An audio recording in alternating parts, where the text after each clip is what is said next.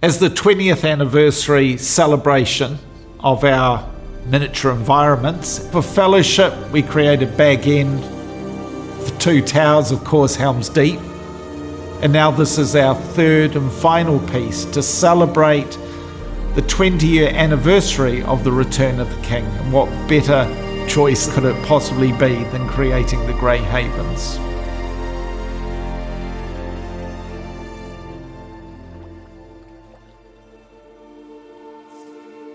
We decided to do the Grey Havens environment because it was the natural culmination of all the other environments that we've done. It's one of the final scenes in the movies, and we wanted to show the journey coming to an end. It exemplifies everything that is beautiful about Middle-earth. The sunset, the seamless integration of elven architecture into the surrounding environment and landscape. And it's also a very strong, very poignant, emotional scene. It's an emotional goodbye, but then it's also quite a satisfying, peaceful, beautiful end to an epic trilogy. It's one of the more beautiful scenes in the Return of the King in my view. When you're doing a sculptive environment, you have to get it really accurate because there's a definite reference. We had behind-the-scenes photography, movie stills, concept illustrations from Alan Lee and John Howe, and we had access to the filming miniature. We've actually gone down and digitally scanned the Grey Havens. Photographs are great, of course, but nothing can beat the ability to exactly place things as we've called it within the scan. Our 3D artists absolutely went to town on creating these beautiful buildings in this beautiful environment. Charlotte Key was the primary sculptor on the Grey Havens, and Charlotte was assisted by Catherine Parr on the digital side.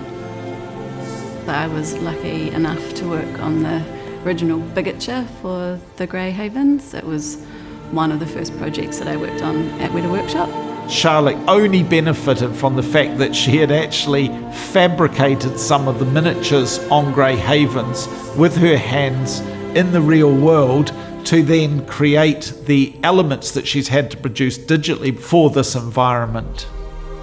It was really useful to have Alan Lee's beautiful concept drawings to use as a reference tool, especially when it came to the pattern work and really sort of fine detailing on buildings, and so amazing to be able to look through all those beautiful hand drawings.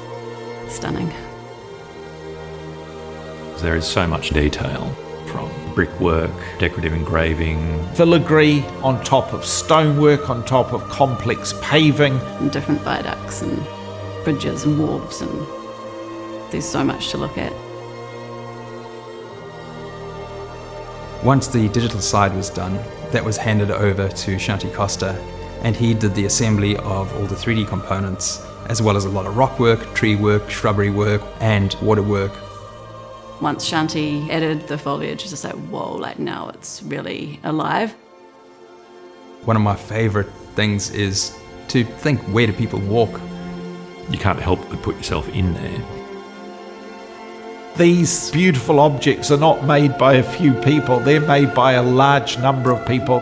The research, the referencing, the sculpting, the modelling, the moulding, the casting, the painting, just the quality control that goes into it. It is a concerted effort by an amazingly dedicated and enthusiastic group of artisans. It's one of my favourite scenes in the movie, one of my favourite scenes in the book, and seeing it fully painted in front of my eyes took me back immediately 20 years.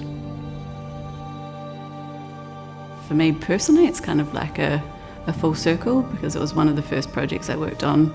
It's pretty mind-blowing. Seeing the final results fills me with quite a complex set of emotions. We know that the story is almost over, and it reminds me of those beautiful days building the original miniature. Hopefully for fans like ourselves will recapture some of that emotion through this lovely lovely environment that's been created by the team here.